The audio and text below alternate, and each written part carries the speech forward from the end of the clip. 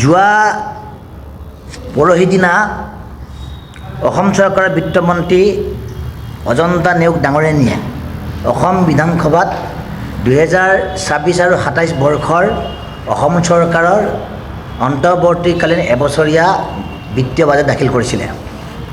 এই বিত্তীয় বাজেট আছিলে 62,294.78 কোটি টকা, অৰ্থাৎ প্ৰায় 62,300 কোটি টকাৰ যি ইণ্টাৰিম বাজেট বা অন্তৰ্বৰ্তীকালীন বিত্তীয় বাজেট দাখিল কৰিছিলে। এই বাজেট দাখিলৰ পিছত আমি অনুসূচিত জাতি যুৱস্ত বৰ্গৰে এটা কথা অনুভৱ কৰিছোঁ যে এই বাজেটত অসমৰ অনুসূচিত জাতিৰ উন্নয়নৰ বাবে কল্যাণৰ বাবে কোনো ধৰণৰ বিশেষ আঁচনি বা পেকেজ নিৰ্ধাৰণ কৰা নহ'ল। অৰ্থাৎ ডক্টৰ হিমন্ত বিশ্ব শৰ্মা চৰকাৰৰ দিনত অসমৰ অনুসূচিত জাতিৰ ৰাইজৰ উন্নয়ন আৰু কল্যাণৰ বাবে কোনো আঁচনি আদি গ্ৰহণ কৰা নাই। আমি সেইকাৰণে এনেকৈ ক'ব বিচাৰিছোঁ যে বিগত যেতিয়া 2025-26 বিত্তীয় বৰ্ষৰ বাজেট দাখিল কৰিছিলে 11 মাৰ্চ তাৰিখ 2025 চন তাৰিখে, তেতিয়াও আমি লক্ষ্য কৰিছিলোঁ যে অসমৰ অনুসূচিত জাতিৰ উন্নয়নৰ বাবে চৰকাৰে বিশেষ কোনো আঁচনি গ্ৰহণ নকৰিলে। আঁচনিটো গ্ৰহণ নকৰিলে, বৰঞ্চ যোৱা বিত্তীয় বৰ্ষতে বা যোৱা 2025 চনতেই অসমৰ অনুসূচিত জাতিৰ উপ পৰিকল্পনা আঁচনিখন বিলুপ্তি কৰা হৈছিলে। সাংবাদিক মহলে জানে ভালদৰে, যাৰ কাৰণে আমি অনুসূচিত জাতি যুৱত্ব অসমে ধাৰাবাহিকভাৱে আমি আন্দোলন কৰিছিলোঁ আৰু আন্দোলনৰ পিছত চৰকাৰৰ প্ৰতিশ্ৰুতি মৰ্মে আমি চৰকাৰৰ লগত আলোচনা বিলোচনা কৰিছিলোঁ, কিন্তু ফল নধৰিলে। যোৱা বছৰৰ 5 ফেব্ৰুৱাৰী তাৰিখৰ দিনা জনতা ভৱনৰ জেপ ব্লকত অসম চৰকাৰৰ মুখ্যমন্ত্ৰী ডক্টৰ হিমন্ত বিশ্ব শৰ্মা ডাঙৰীয়াক অনুসূচিত জাতি যুৱস্ত পৰিষদৰ কেন্দ্ৰীয় প্ৰতিনিধি দলে যেতিয়া সাক্ষাৎ কৰিছিলোঁ, তেওঁ যিমানবিলাক প্ৰতিশ্ৰুতি দিছিলে, অসমৰ অনুসূচিত জাতিৰ উন্নয়নৰ বাবে যি পেকেজ ঘোষণা কৰিম বুলি কৈছিলে, অসমৰ অনুসূচিত জাতিৰ যিবোৰ সমস্যা সমাধান কৰিম বুলি কৈছিলে, যোৱা এটা বছৰত নকৰিলে। অনুৰূপ ধৰণে যোৱা পৰহি দিনা অজন্তা নেওগ ডাঙৰীয়ানে যি বিত্তীয় বাজেট দাখিল কৰিলে, ইয়াতো একেটাই প্ৰতিফলন হ'ল। অৰ্থাৎ ডক্টৰ হিমন্ত বিশ্ব শৰ্মা চৰকাৰৰ দিনত অসমৰ অনুসূচিত জাতিৰ ৰাইজ একেবাৰে সুৰক্ষিত নহয়, বৰঞ্চ অসমৰ লাখ লাখ অনুসূচিত জাতিৰ মানুহক ডক্টৰ হিমন্ত বিশ্ব শৰ্মা চৰকাৰৰ পৃষ্ঠপোষকতাত বঞ্চনা কৰিছে, প্ৰবঞ্চনা কৰিছে। আৰু এই সকলোবোৰ দেখি শুনি নীৰৱে থকা অনুসূচিত জাতি উন্নয়ন মন্ত্ৰী পীযুষ হাজৰিকাই নিজৰ জাতিটোক চৰম বিশ্বাসঘাতক কৰিছে। আজি আমি দিছপুৰ প্ৰেছ ক্লাবত আজি অসম চৰকাৰৰ এই বিত্তীয় বৰ্ষৰ এই বাজেট অধিৱেশনৰ শেষৰ দিনা, অৰ্থাৎ এইখন চৰকাৰৰ কাৰ্যকালৰ শেষৰ বাজেটৰ শেষৰ দিনা বা চৰকাৰখনৰ কাৰ্যকালৰ শেষত আমি অনুসূচিত জাতি যুৱত্ব পৰিষদে আমাৰ জনগোষ্ঠীটোৰ বাবে, আমাৰ জনগোষ্ঠীৰ উন্নয়ন আৰু কল্যাণৰ বাবে এইখন চৰকাৰে যে একোৱে নকৰিলে, বৰঞ্চ আমাক প্ৰতাৰণা কৰিলে, প্ৰবঞ্চনা কৰিলে আৰু মন্ত্ৰী পীযুষ হাজৰিকাই বিশ্বাসঘাতকতা কৰিলে, এই কথাটো ক'বৰ বাবে আচলতে আজি আমি দিছপুৰ প্ৰেছ ক্লাবত সম্পাদন কৰিবলগীয়া হ'ল। কিমান দুৰ্ভাগ্যজনক বিষয়। এইখন চৰকাৰে আমাৰ SC/ST অৰ্থাৎ চিডিউল কাষ্ট চাব প্লেন কাটি দিলে। 2 বছৰ হৈ গ'ল। মুখ্যমন্ত্ৰীয়ে যোৱা 5 ফেব্ৰুৱাৰীত আমাৰ লগত আলোচনা কৰিলে, একো ফল নধৰিলে। মিছন ভূমিপুত্ৰৰ দৰে এখন অদৰকাৰী বিসংগতিপূৰ্ণ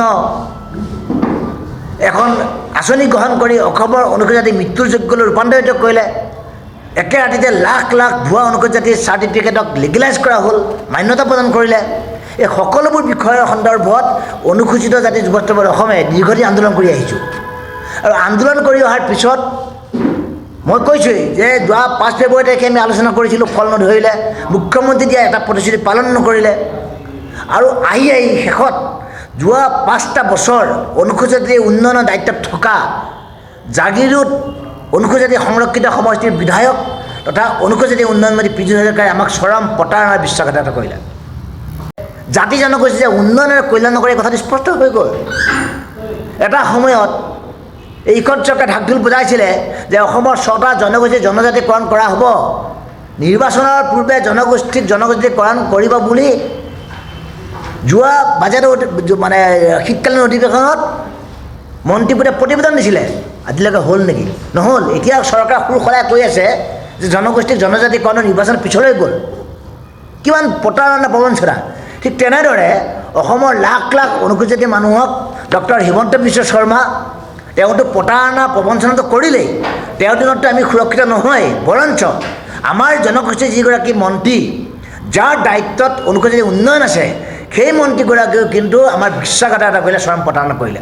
গতিকে স্বাভাৱিকতে এইখন চৰকাৰৰ এই শেষৰ দিনত আজি আমি এটা কথা ক'বলৈ বাধ্য হৈছোঁ যে বিজেপি চৰকাৰ দিনত অনুসূচিত জাতিৰ মানুহ আটাইতকৈ প্ৰবঞ্চিত আৰু বঞ্চিত হৈছে।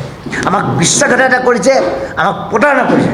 গতিকে মন্ত্ৰী পীযুষ হাজৰিকা এগৰাকী অকৰ্মণ্য আৰু বিশ্বাসঘাতক মন্ত্ৰী হিচাপে চিৰদিনৰ বাবে পৰিগণিত হৈ থাকিব। ঠিক তেনেদৰে ডক্টৰ হিমন্ত বিশ্ব শৰ্মাই অনুসূচিত জাতিৰ ৰাইজৰ সমস্যা সমাধান নকৰাৰ বাবে কোনো কালে ডক্টৰ হিমন্ত বিশ্ব শৰ্মাক অসমৰ লাখ লাখ অনুসূচিত জাতিৰ মানুহে ক্ষমাৰ চকুৰে নাচায়। সন্মানীয় সাংবাদিক বন্ধুসকল, 2024 চনৰ 15 আগষ্ট তাৰিখৰ দিনা অসম চৰকাৰৰ অনুসূচিত উন্নয়ন মন্ত্ৰী পীযুষ হাজৰিকা আৰু অনুসূচিত সংগঠনসমূহৰ মাজত আলোচনা হৈছিলে। আলোচনাৰ এইখন হ'ল আপোনাৰ মীমাংসা পত্ৰ। এইখন চৰকাৰী সিদ্ধান্ত থকা চৰকাৰী এটা নিৰ্দেশৰ কপি। এই নিৰ্দেশৰ কপি প্ৰেৰণ কৰিছিলে প্ৰণৱ কুমাৰ শৰ্মা, অৰ্থাৎ অনুসূচিত জাতি উন্নয়ন বিভাগৰ সচিব প্ৰণৱ কুমাৰ শৰ্মাই অসমৰ আটাইবিলাক জিলা আয়ুক্তলৈ এই নিৰ্দেশৰ কপি প্ৰেৰণ কৰিছিলে। এই নিৰ্দেশৰ কপিৰ জৰিয়তে কৈছিলে যে মিছন ভূমিপুত্ৰৰ জৰিয়তে যিমানবিলাক অনুসূচিত জাতি প্ৰমাণপত্ৰ প্ৰদান কৰা হ'ব, জনজাতি বা OBC প্ৰমাণপত্ৰ প্ৰদান কৰা হ'ব, সকলোবিলাকৰ ক্ষেত্ৰত জিলা আয়ুক্ত ডাঙৰীয়াই কেৱল পিতৃৰ প্ৰমাণপত্ৰ থাকিলে নহ'ব, সংশ্লিষ্ট অনুসূচিত জাতি, জনজাতি আৰু OBCৰ অনুষ্ঠানৰ পৰা প্ৰতিবেদন ল'ব লাগিব, সেইটো বাধ্যতামূলক কৰিছিলে। কিন্তু ক'তা আজি দুবছৰ হৈ গ'ল। এই দুবছৰ হৈ যোৱাৰ পিছতো মন্ত্ৰী পীযুষ হাজৰিকাই নিজেই লোৱা সিদ্ধান্ত আজিলৈকে কাৰ্যক্ষেত্ৰত ৰূপান্তৰিত নকৰিলে, যাৰ ফলত এই বিসংগতিপূৰ্ণ মিছন ভূমিপুত্ৰৰ জৰিয়তে লাখ লাখ ভুৱা অনুসূচিত জাতি প্ৰমাণপত্ৰ প্ৰদান কৰা হ'ল। পূৰ্বতে প্ৰদান কৰা আটাইবিলাক ভুৱা অনুসূচিত জাতি প্ৰমাণপত্ৰক একে ৰাতিতে মান্যতা প্ৰদান কৰা হ'ল, যাৰ ফলত অসমৰ অনুসূচিত জাতিৰ মানুহসকল এতিয়া এটা সাংঘাতিক ধৰণে প্ৰত্যাহ্বানৰ সন্মুখীন হৈছে, সাংঘাতিক ধৰণে এটা মৃত্যুৰ মুখলৈ গতি কৰিছে। আৰু অসম চৰকাৰে এই গোটেই বিষয়টো অনুসূচিত জাতি যুৱত্বৰ আন্দোলন কৰাৰ পিছত আমাৰ আন্দোলনৰ ফলশ্ৰুতি হিচাপে 2025 চনৰ 7 মাৰ্চ তাৰিখৰ দিনা এই ভুৱা জাতিগত প্ৰমাণপত্ৰবিলাকৰ বিষয়টো চোৱা চিতা কৰিবৰ কাৰণে আমাৰ এগৰাকী IAS অফিচাৰ কৌচাৰ জমিলি হিলালীৰ নেতৃত্বত এখন 5জনীয়া আমাৰ এখন ৰাজ্যিক পৰ্যায়ৰ নিৰীক্ষণ committee, state level scrutiny committee গঠন কৰিছিলে। এইখন স্ক্ৰুটিনি কমিটিৰ প্ৰতিবেদন আপোনালোকে চাব, নিৰ্দেশৰ কপি। এইখন অসম চৰকাৰৰ সামাজিক ন্যায় আৰু সবলীকৰণ বিভাগে গঠন কৰি দিয়া ষ্টেট লেভেল স্ক্ৰুটিনি কমিটি। এই স্ক্ৰুটিনি কমিটিখনে 2025 চনৰ 7 মাৰ্চ তাৰিখত কাৰ্যনিৰ্বাহ কৰিছে। কিন্তু দুৰ্ভাগ্যৰ বিষয়, এই স্ক্ৰুটিনি কমিটিৰ 5জন সদস্য বহিবলৈ আজিলৈকে এটা কাৰ্যালয় নহ'ল। যিগৰাকী IAS KJ হিলালী, তেওঁলোকক নিৰ্দিষ্ট অৰ্থাৎ এই ষ্টেট লেভেল কাষ্ট স্ক্ৰুটিনি কমিটিখনে কাম কাজ কৰিবলৈ তেওঁলোকৰ কোনো ধৰণৰ কৰ্মচাৰী নাই, তেওঁলোকৰ কোনো ধৰণৰ ষ্টাফ নাই, তেওঁলোকৰ কোনো ধৰণৰ কাৰ্যালয় নথকাৰ বাবে যিমানবিলাক ভুৱা জাতিগত প্ৰমাণপত্ৰ সম্পৰ্কীয় অভিযোগ গৈছে, সকলোবিলাক অভিযোগ CID লৈ প্ৰেৰণ কৰিয়ে এই কমিটিখনে হাত খাবৰি বহি থাকিবলগীয়া হৈছে। ভুৱা অনুসূচিত জাতি প্ৰমাণপত্ৰ গ্ৰহণ কৰা বিষয়া কৰ্মচাৰীৰ বিৰুদ্ধে CIDয়ে প্ৰতিবেদন দিছে, প্ৰতিবেদন দাখিল কৰিছে। আমি অনুসূচিত জাতি যুৱত্ব পৰিষদেও এনেকুৱা যিবোৰ ভুৱা অনুসূচিত জাতি বিষয়া কৰ্মচাৰী আছে তেওঁলোকৰ বিৰুদ্ধে দিয়া অভিযোগৰ ভিত্তিত CIDয়ে প্ৰতিবেদন দাখিল কৰিছে। এই প্ৰতিবেদনবিলাক পোৱাৰ পিছতো আজিলৈকে এইখন চৰকাৰৰ কাৰ্যকালৰ শেষৰ দিনটোলৈকে এজনো ভুৱা অনুসূচিত জাতিৰ বিষয়া কৰ্মচাৰীৰ বিৰুদ্ধে কিয় ব্যৱস্থা গ্ৰহণ কৰা নহ'ল? চৰকাৰৰ যোৱা হিমন্ত বিশ্ব শৰ্মা চৰকাৰৰ 5 বছৰ আমি আন্দোলন কৰিছোঁ, সংবাদ মাধ্যমে দেখি আছে। দিল্লী দিছপুৰত আমি সমানে আন্দোলন কৰিছোঁ, মুখ্যমন্ত্ৰীক স্মাৰকপত্ৰ দিছোঁ, মন্ত্ৰীক স্মাৰকপত্ৰ দিছোঁ, আলোচনাও কৰিছোঁ মুখ্যমন্ত্ৰীৰ লগত, কোনো ফল ধৰা নাছিলে।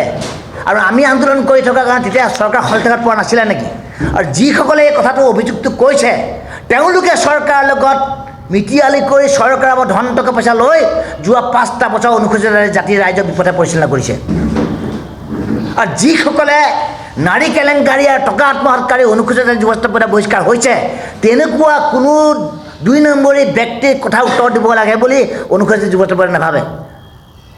আমি দিনৰ পোহৰ আন্দোলন কৰিছোঁ, মন্ত্ৰী পীযুষ হাজৰিকাৰ যদি সমালোচনা কৰিছোঁ, প্ৰেছ মিটত সমালোচনা কৰিছোঁ। কোনো মন্ত্ৰীৰ তল্যমুদ্ৰণ কৰি অনুসূচিত যুৱত্বৰ জীয়াই থকা নাই, কোনো মন্ত্ৰীয়ে দিয়া টকা পকেটত ভৰাই লৈ প্ৰেছপিট পতাৰ নজিৰ আমাৰ অনুসূচিত পৰা নাই। গতিকে সেইসকল যিসকল ব্যক্তিয়ে কৈছে তেওঁলোকে আচলতে চৰকাৰৰ লগত গোপনে মিটিয়ালি কৰি এতিয়া চৰকাৰখনৰ শেষৰ সময়ছোৱাত তেওঁলোকে বিভিন্ন ধৰণে বিসংগতিপূৰ্ণ কথা বতৰা কৈ অনুসূচিত জাতি ৰাইজৰ বিপথে পৰিচালনা কৰিছে। 5 বছৰ শুই খাই কটালে এইখন চৰকাৰে, 5 বছৰ শুই বহি কটালে, একো নকৰিলে এইজন মন্ত্ৰী পীযুষ হাজৰিকাই। মুখ্যমন্ত্ৰীয়ে প্ৰতিশ্ৰুতি দিছিলে, আমাক দিছিলে প্ৰতিশ্ৰুতি, স্বয়ং তেখেতৰ জনতা ভৱনৰ জে ব্লকত দিছিলে, আমাক প্ৰতিশ্ৰুতি দিছিলে, কিন্তু আজিলৈকে একো নকৰিলে। কিমানবাৰ আমি আন্দোলন কৰিছোঁ, কিমান আমি স্মাৰকপত্ৰ দি হিচাপ নাই। আৰু এতিয়া আজি চৰকাৰৰ বাজেট অধিৱেশনৰ শেষ 4 দিনৰ বাজেট অধিৱেশনৰ চৰকাৰখনৰ কাৰ্যকালেই শেষ। মুখ্যমন্ত্ৰীয়ে আকৌ নিৰ্বাচন খেলি জিকি আহিবৰ কাৰণে বিধায়কসকলক শুভেচ্ছা দিছে। আৰু এনেকুৱা এটা সময়ত মন্ত্ৰী পীযুষ হাজৰিকাই নিজৰ ড্ৰয়িং ৰুমত মাতি আনি এচাম তৈলমৰ্দনকাৰী তোষামোদকাৰী মাতি আনি কৈছে যে অনুসূচিত জাতি ৰাইজৰ বহুত কিবা কিবি এতিয়া আমি কৰি দিম। কৰিবলৈ দম আছে নেকি পীযুষ হাজৰিকাৰ? সাহস আছে নেকি? তেওঁৰ সদিচ্ছা আছে নেকি? তেওঁৰ আন্তৰিকতা আছে নেকি? আমি সেই কথা সুধিব বিচাৰিছোঁ। সদিচ্ছা বা সাহস থকা হ'লে, নিজৰ জাতিটোক ভাল পোৱা হ'লে পীযুষ হাজৰিকাই যোৱা 5টা বছৰত অনুসূচিত জাতি ৰাইজৰ সমস্যা সমাধান কৰিব পাৰিলেহেঁতেন। নকৰিলে বৰঞ্চ অনুসূচিত জাতি ৰাইজক ধ্বংসৰ গৰাহলৈ ঠেলি দিয়া মূল মানুহজনে হৈ যায় মন্ত্ৰী পীযুষ হাজৰিকা ডাঙৰীয়া। গতিকে আজি সংবাদমেলৰ জৰিয়তে আমি এই কথা প্ৰকাশ কৰিছোঁ। শদিয়াৰ পৰা ধুবুৰীলৈ, বৰাকৰ পৰা ব্ৰহ্মপুত্ৰলৈ সকলোৰে মাজত চিনাকি এটা নাম প্ৰাতঃ টাইম। থলুৱা ভাষা, কৃষ্টি আৰু সত্য বাতৰিৰ আধাৰত প্ৰতিষ্ঠিত খবৰ প্ৰাতঃ টাইমৰ প্ৰতিটো বা বাতৰি পুংখানুপুংখভাৱে চাবলৈ Facebook, YouTube, website, Twitter, Instagram আৰু ব্লগাৰ পেজত লাইক আৰু ফ'ল' কৰক।